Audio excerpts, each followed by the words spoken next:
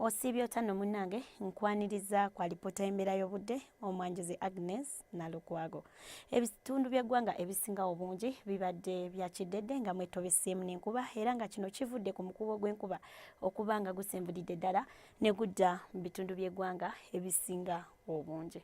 Wabula enkya ku makya tusuubira okufuna enkuba mu bitundu ebyo ebyebulunguludde ennyanja Nalubaale so ng'ate ewasigadde tusuubira akasana okwaka nga bwe kakubakubamu. Olw'eggulo tusuubira embeera eno okukyuka yadde nga ggulu tusuubira nayo okuba n'enkuba so ng'ate mu bukiikakkono nga Kotido kitugumu tusuubira akasana okwaka nga bwe kakubakubamu.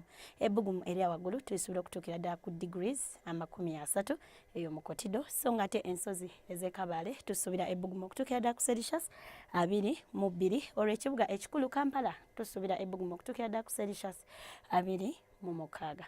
Ebibuga ebirala mu nsi ekibuga nga Nairobi tukisuubira okuba n'enkuba nga n'ebbugumu lijja tuukira ddala ku degrees 25 so ng'ate Lagos, Dubai, Tokyo ssaako ne London tusuubira akasana okwaka nga bwe kakubakubamu era tukubiriza gwena anaasuubira ogendako mu bifo ebyo okutambula n'engoye ezisaanidde.